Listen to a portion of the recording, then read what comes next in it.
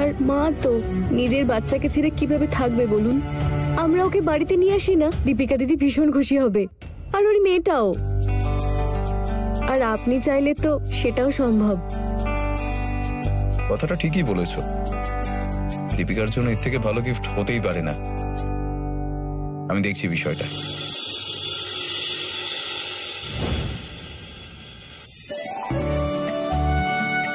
আমি তোমায় কথা দিয়েছিলাম যে তোমার এবং তোমার খুশির দায়িত্ব আমার। এটা আমার তরফ থেকে তোমার জন্য রাখির গিফট।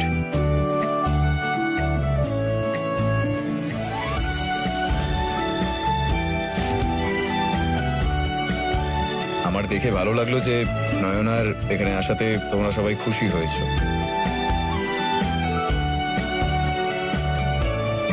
কিন্তু এই গোটা কৃতিত্ব শুধু আমার নয়, আইডিয়াটা ফুলের ছিল।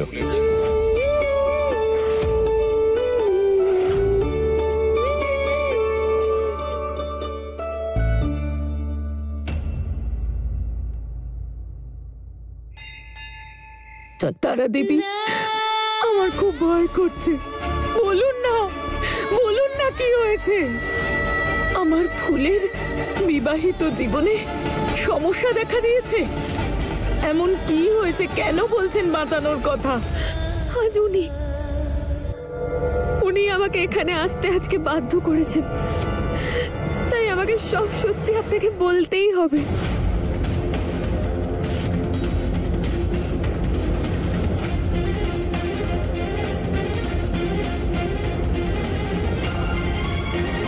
কোন সত্যের কথা বলছেন?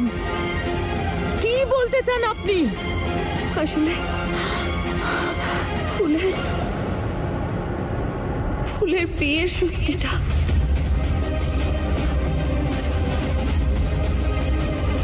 যেটা আপনার থেকে লুকোনো হয়েছে।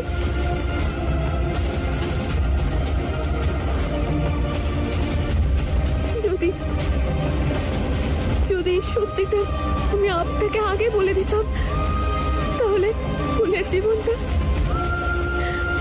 জীবনটা শেষ হয়ে যাওয়া থেকে বাঁচাতে পারতাম।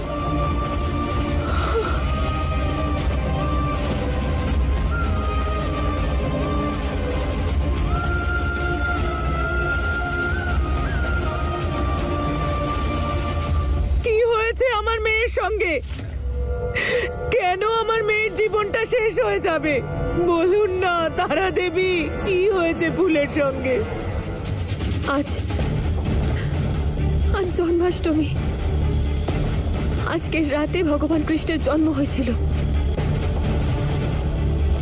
আজ সেই কৃষ্ণপক্ষের রাত, যেদিন দেবকী মা নিজের অষ্টম সন্তানকে রক্ষা করার জন্য নিজের থেকে দূরে পাঠিয়ে দিয়েছিল। এবার আপনাকেও আপনার ফুলের জন্য সেইটাই করতে হবে। হ্যাঁ মা, আপনাকে ফুলকে রাজি করাতেই হবে, যাতে ওই বাড়িকে বংশধর দিতে তৈরি হয়ে যায়। এতে রাজি করানোর মতন কি আছে?